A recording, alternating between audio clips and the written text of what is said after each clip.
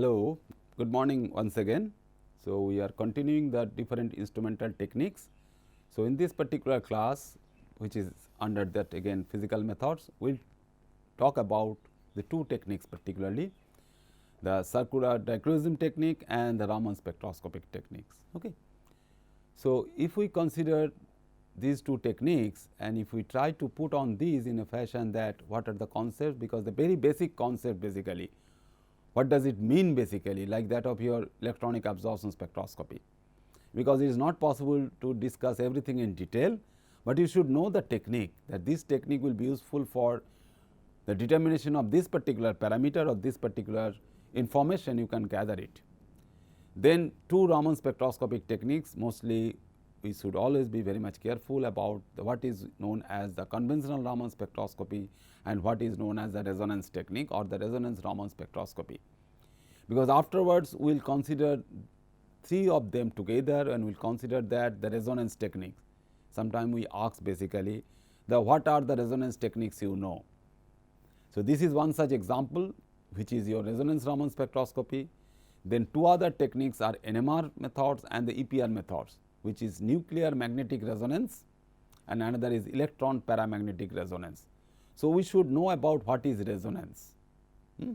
So, this particular terminology, because these you can use as the keywords, you go to Wikipedia page or internet, anywhere you can go, or book also, you try to search it in that fashion that I should know about the resonance. What are the resonance techniques you can have, whether you are talking about the Raman spectroscopy or NMR spectroscopy or EPR spectroscopy. Okay. So, what is that circular dichroism? How it is related to the typical electronic absorption spectral studies? Just now we have seen, that is why you have taken the example of electronic absorption. We know that you have the sample and sample you placed in a cuvette and you exposed it to the corresponding electronic radiation in the range of say 380 to 780 nanometer, and you will find at some point if you scan it, there will be absorption. So, when it is matching for your electronic transitions from the E1 level to E2, you will have the absorption, and that we can see in the corresponding spectrum. So, that spectrum can give you the color and many other informations if we consider that that particular transition is due to the DD transitions centered on the metal ion, because we are always very much interested to know about the corresponding thing about the corresponding transition metal ions like manganese, like cobalt, like nickel, like copper. So, if we consider this transition metal ions, all we know is that the transition metal ions, when it is dissolved in water medium or in aqueous solution, it is colored. So, you have to catch that particular color in terms of your lambda max value as well as in terms of your epsilon max values. So, what we get from there is the parameters, the energies. Lambda max is nothing but your energy, that means the delta E value. So, this delta E value all we know is equal to h nu, and h nu when nu is converted to your lambda, you get the corresponding lambda value. So, how much they are intense also, the intensities, that means your epsilon values or the absorbance values. So, the molar absorptivity is basically tell you about the intensity of that particular electronic transition, because when you try to determine a very low concentration, you have a protein, very huge molecular weight, several thousand molecular weight, but only you have one metal ion is present in it, but not that metal ion, but your protein is also very much expensive in nature, because you have to isolate it from some biological origin. So, it will have some time taken thing, and it will have some also some chemicals also required for that.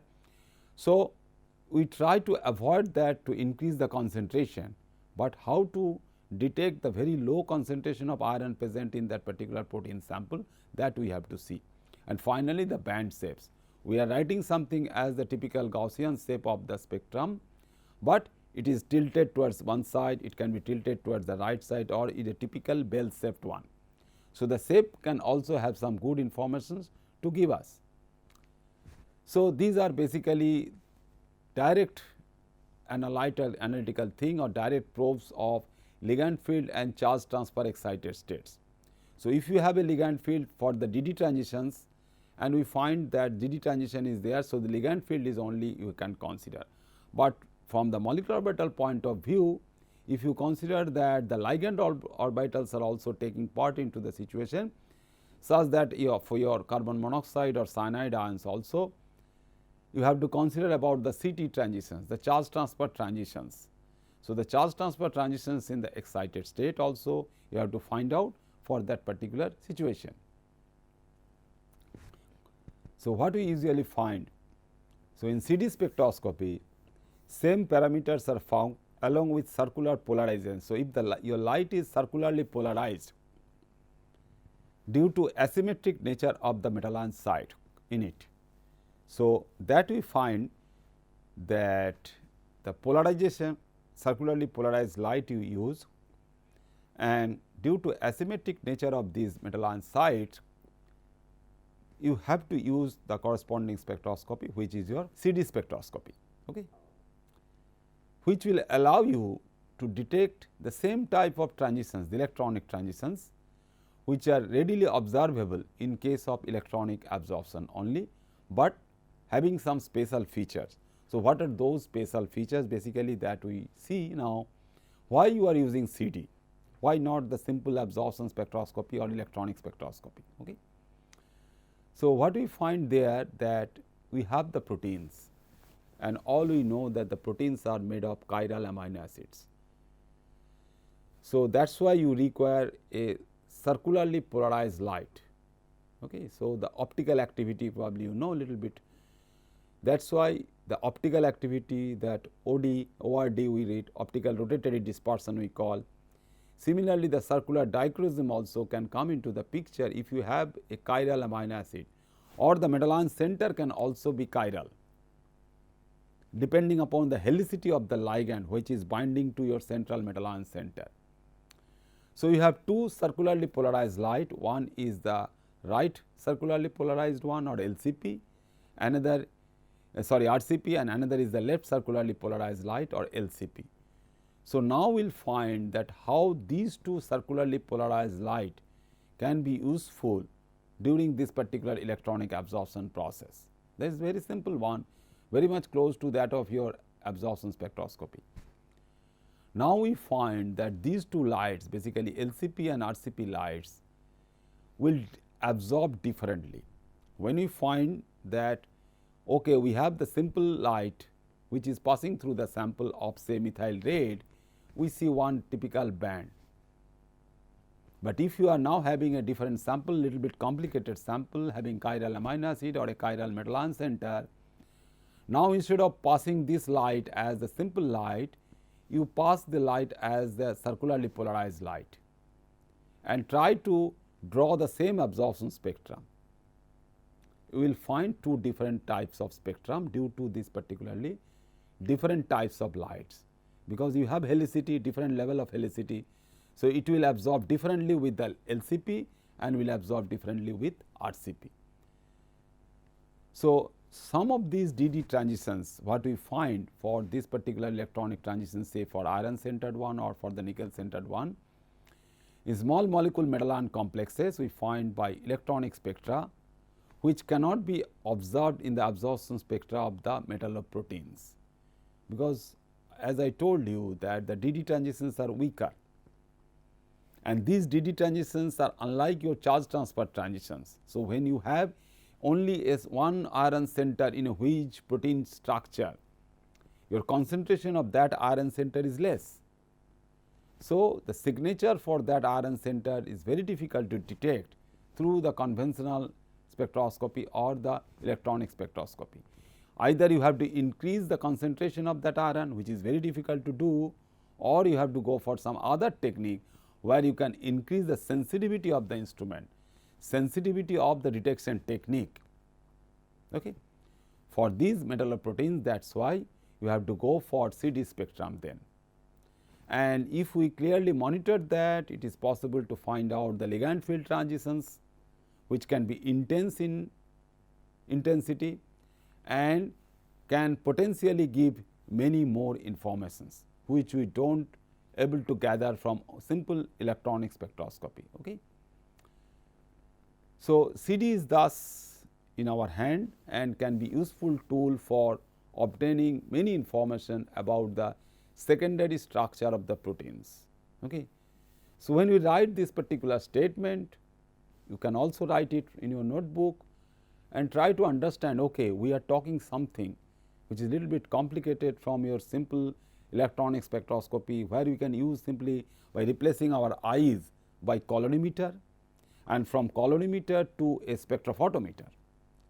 But now from spectrophotometer we are making our life little bit complicated by moving from spectrophotometer to a CD spectrometer. Why? Because your sample is also getting complicated. It is not that simple iron you are measuring, the concentration of iron you are measuring, or the iron in amine environment, iron in EDTA environment, or iron in any other ligand such as 8-hydroxyquinoline you are measuring, but you are measuring this particular thing in a complicated, very huge ligand environment of biological origin, such as your protein from metalloproteins or metalloenzymes.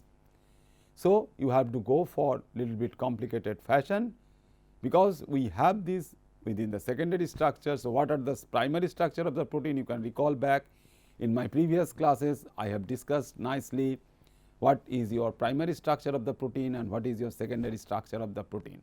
And there also we have discussed again by showing the figures also what are alpha helix and what are your beta sheet structures. So, you have the alpha helix, beta sheet structure and the random coil. So, coiling also you can have. And these three things together, if we consider that I want to determine the alpha helix, the concentration of the alpha helix also sometime, concentration of the beta sheets, that how much beta sheets are there, and the amount of random coiling present in that particular structure. So, the relative amount of these different secondary structures can be evaluated. So, when you have these components, you get the secondary structure in the protein environment through the coordination to the metal ion. So, you have a molecular magnetic field or the molecular field. Sometimes we find that one step ahead to from CD. Then if you have the non-chiral molecules, they can also, because we are talking about the chiral molecules, but if you have the non-chiral molecules, that can exhibit CD spectra.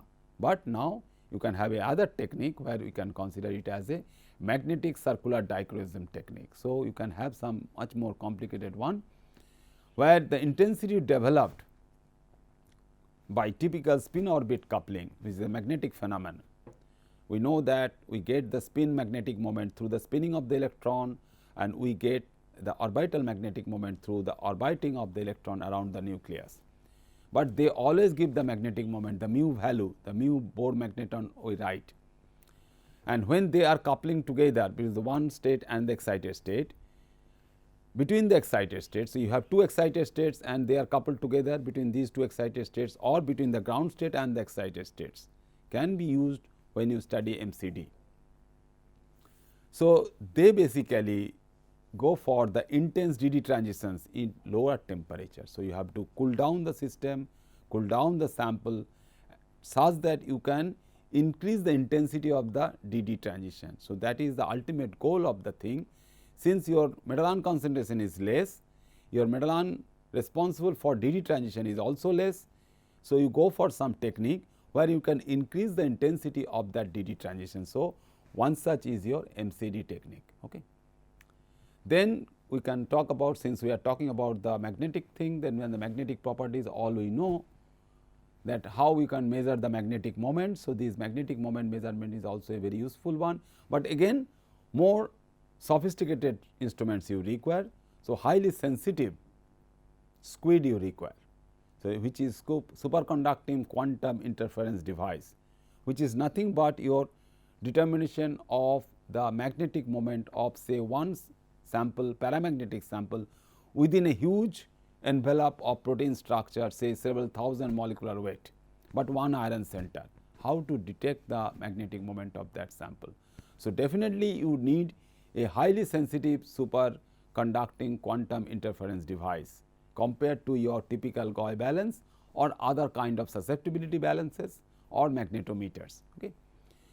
Because most of the time we will find that your metalloproteins are paramagnetic in nature. So, we should know about the magnetic moment of that particular metalloprotein. So, that is a characteristic property or characteristic parameter which can tag, we can tag that with that particular sample. So, the number of unpaired electrons basically, whether you have a copper center in copper protein, how many copper centers are there can be determined if you go for the temperature dependent studies.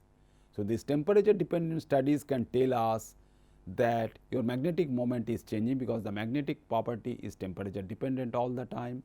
The chi g value and the chi m value and finally, the mu effective or the mu Bohr magneton value is dependent on the temperature. Now, one more important thing now we are talking about here, what we discussed in my previous class, just immediate previous class, that the cysteine residues, two such cysteine residues are available, which are bringing there to hold these two are metal ion centers, one is your iron, another is your nickel. So, it is coming like this. So, you have the bridging from this sulfur and bridging from this another sulfur. So, if you have bridging ligands and which are connecting or clipping, we call it clip. So, which are clipping or connecting two magnetic centers, that means two metal ion centers. Then you have the electron spins within these two metal ion centers, do not go for this complicated iron and nickel center. Think about simple metal ion salt like copper acetate. We all know that the copper acetate is a dimer. So, this salt is available in any laboratory, even school level laboratories it is available. But if you go for the measuring the magnetic moment, you find some unusual result as the magnetic moment is less. Not single electron paramagnetism it will show, but less than that magnitude. So, something is happening there. What is happening? So, some interaction is taking place because you have two copper centers nearby, close by you have two copper centers which are clipped by acetate. So, 4 such acetate clips are there. That is why your formula of the copper acetate is not CuOAc whole 2, copper which is a bivalent one Cu2 plus, charge is balanced by 2 acetate anion, is not that, it is whole of 2 again. That means, you have 2 copper centers and 4 acetate ions and 2 water molecules at the 2 terminal positions.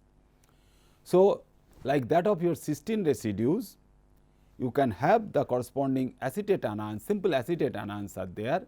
If it is available, it can be used for coupling between these two electron spins, either they can cancel or you can add up. So, you can have two types of coupling, one is antiferromagnetic coupling, another is ferromagnetic coupling. Okay. So, that we will also discuss even if you simply studying the copper protein. So, the magnetic properties of these copper proteins are also useful to understand, to know about the interaction, and at least you should know that no, these two metal ions are nearby, that is why they are interacting, that means they are very close. So, the catalytic cycle whatever we are talking about is related to that presence or positioning of these two metal ion centers. One more technique we just basically talk here is the Mossberg spectroscopy. Okay. So, Mossberg spectroscopy mostly people talk in terms of the iron center. So, any iron material, solid state material we can identify or any such iron in proteins, because the material which is there as the iron ion in the biology. So, iron proteins or iron enzymes or iron biomolecules are huge. That is why you can have a huge book, a complete book you can have where iron in biology can be written.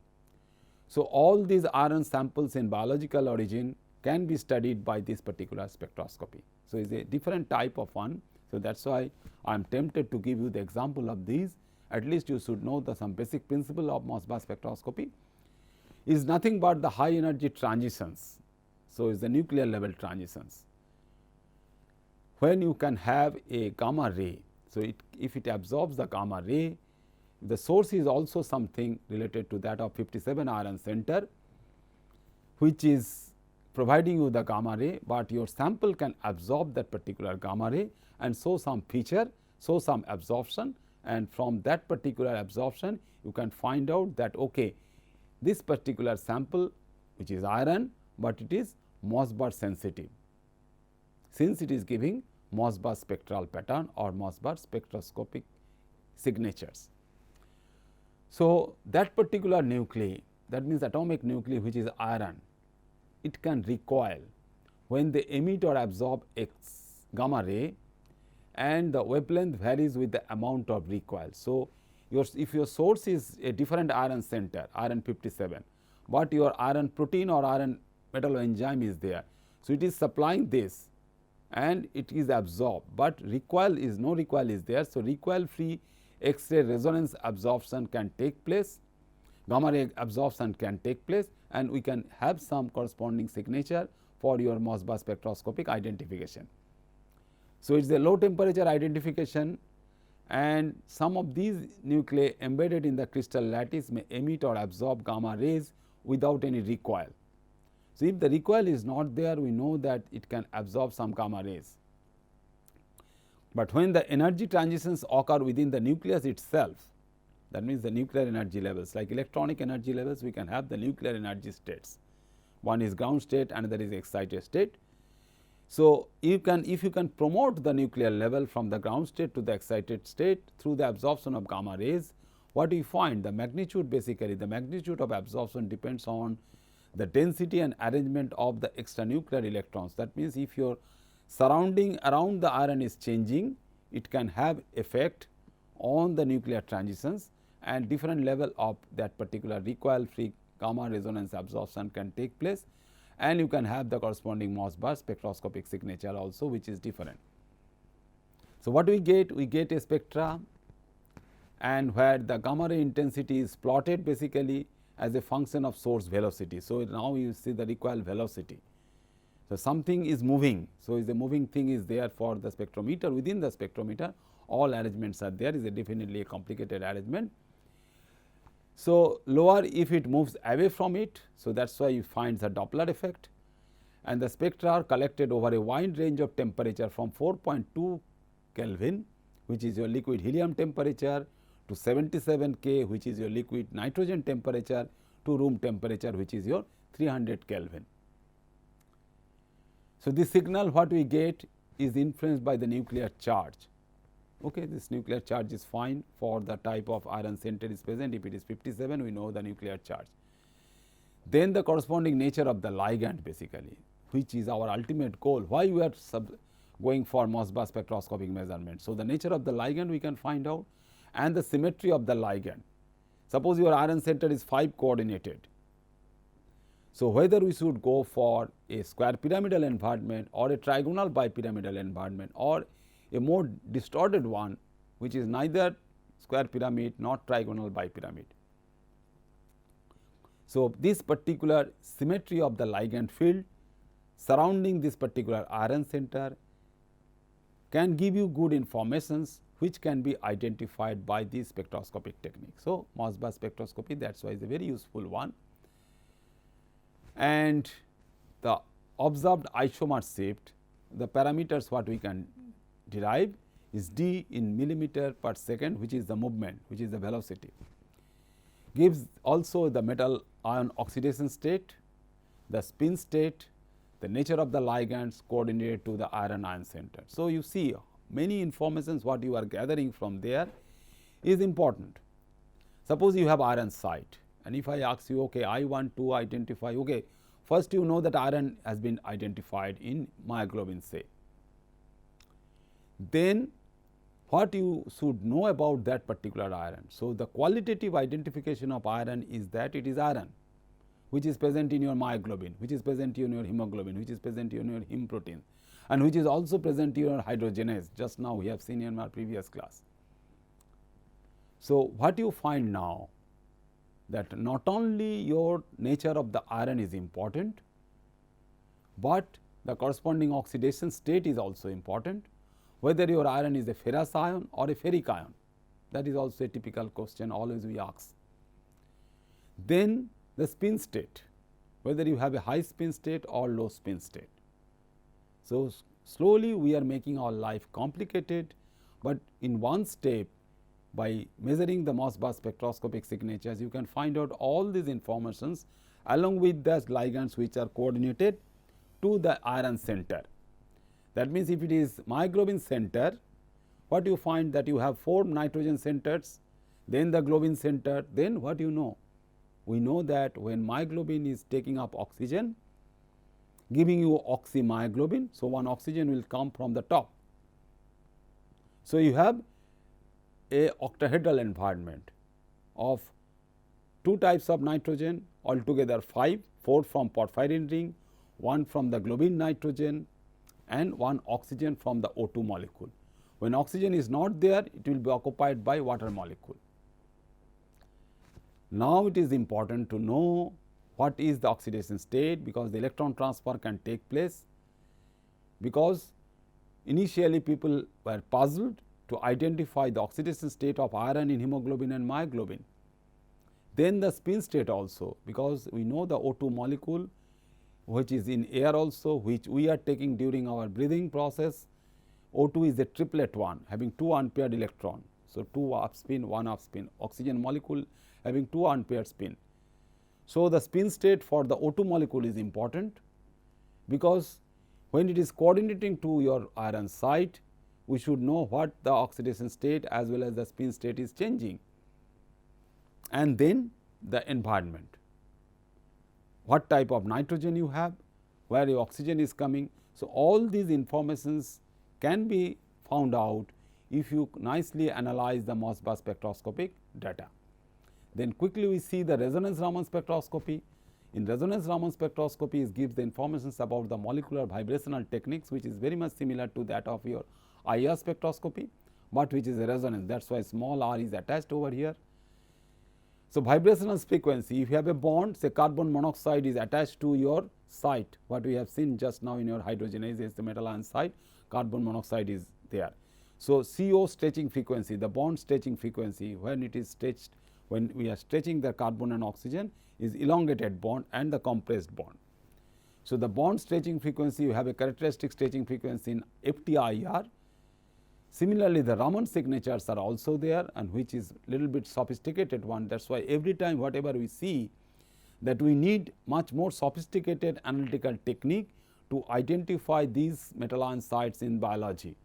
So, your biological life is much more complicated, and you should be competent enough, even spectroscopically also, to identify those sites nicely through spectroscopy, through X-ray structure determination, or through any other technique. So, we find that when you apply the resonance Raman technique in heme proteins, you have the laser there, because it is not that IR radiation is only fine. So, charge transfer electronic transition can take place, and in that particular charge transfer electronic transition, you excite the sample. So, that is why you can have a resonance, and that resonance can be useful to identify the stretching and bending modes associated with tetrapyrrole iron center, which is your backbone of your heme proteins, whether you have the myoglobin and hemoglobin, or whether you have the cytochromes. Okay. So, resonance Raman spectroscopy reduces the complexity of the spectrum, allows us to look at only few vibrational modes at a time, because the intensity is enhanced, is resonance. That is why all these resonance techniques are useful. A resonance is taking place. So, intensity of the weak signals are enhanced many times, and that enhancement we are nicely picked up, and we can find out the corresponding absorptions. So, its main advantage over classical Raman spectroscopy, where small r is not written, only Raman spectroscopic technique, because you can increase large increase in the intensity of the peaks of the order of say 10 to the power 6, you see the magnitude of increase. So, 10 to the power 6 times you can increase the intensity. So, you can go down to a concentration which is 10 to the power 6 times lower. So, you can handle a concentration of 10 to the minus 6 molar concentration very quickly by this particular technique, and that is why it allows the samples concentration to go down to 10 to the power minus 5 molar concentration. No other standard techniques can be so useful to find out or handle this particular low concentration, which we can use for your metalloproteins or metalloenzymes. Okay. So, what we find, why it is useful? So, read it nicely, understand it nicely. I will not read all these things nicely from there, but what we are looking for? We are looking for the binding of CO and Cn minus in hydrogenases, and during the catalytic cycle also. In the very beginning, we have seen that you have X between iron and nickel site. You have iron site, you have nickel site, and you have X in between. So, whether we can able to identify that X also through this particular technique. So, all these structures have been explained over here. What we have seen in the figure, this is there in language also is given to you.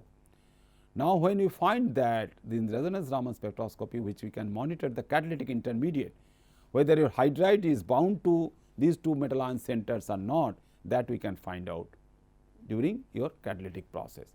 So, that is why the technique is very important, that allows us to for the hydrogen atom transfer from the active site and reveal the novel insight into the structure and its function in the catalytic cycle. So, it is basically a key and useful information about the catalytic intermediates and reactions of biological hydrogen activation. We know about the active site, but what is happening during the catalytic process, that we can find out from your this particular R Raman technique, resonance Raman technique. So, let us conclude here now. So, the different types of instrumental methods for finding the nature of the metal ion sites in the different biomolecules and their characterizations is very useful, which can expose the structure and function of these active sites in nature. So, the natural sites we can identify if you are master enough in all these instrumental techniques. Okay. So, again the references, the instrumental chemistry also, you can have a Wikipedia page for that, and take out all the different techniques. You go for the CD, you go for the resonance Raman and find it out there from nicely, and the book, definitely the book also. Okay. Thank you very much for your attention and your presence.